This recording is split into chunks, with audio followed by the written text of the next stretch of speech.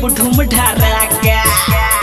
ए यार सुला सरे बात कहतानी यार हम पाका। छोटी घाटे होई खूब धूम धड़ाका।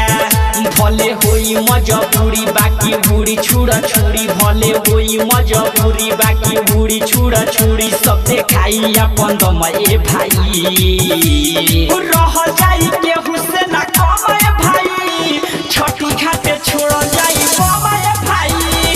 रह जाई के हुसैन कम ए भाई। छोटी घाटे फोड़ जाई बम ए भाई। साफा धमाल मचा देगे फोड़ जाई बम ए भाई।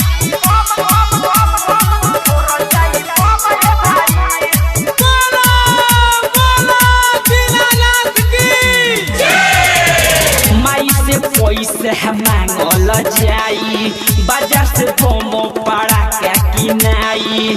सबके माथे पदौरा सजाई। सुनो रे यारवा घाटे चलल जाई। सुनला माई से पैसे मांगल जाई बाजार से बम पड़ाका किनाई। सबके माथे पदौरा सजाई। सुनो रे यारवा घाटे चलल जाई। छोटे आवे साले साल रहल जाई खुशहाल। छोटे आवे साले साल रहल जाई खुशहाल। नाचल जाई छमा छम ए भाई। रहल जाई के हुसैन कम ए भाई। छोटी घाटे फोड़ जाई कम ए भाई। रहल जाई के हुसैन कम ए भाई। छोटी घाटे छोड़ल जाई कम ए भाई।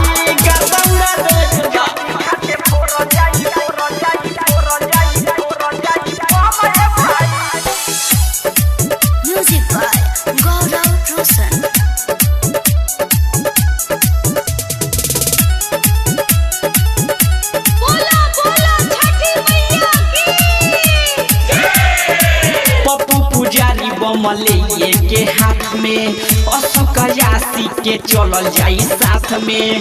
पड़ल जाई राकेश के बात में। आसमानी बोम उड़ी शुरुआत में।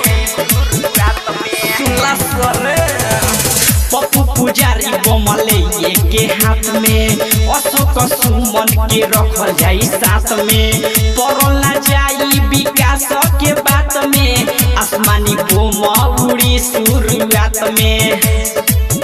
बोलल जाई जयकार प्रिंस राजकुमार। बोलल जाई जयकार सादम राजकुमार। रही पूछो के ना गम ए भाई। रह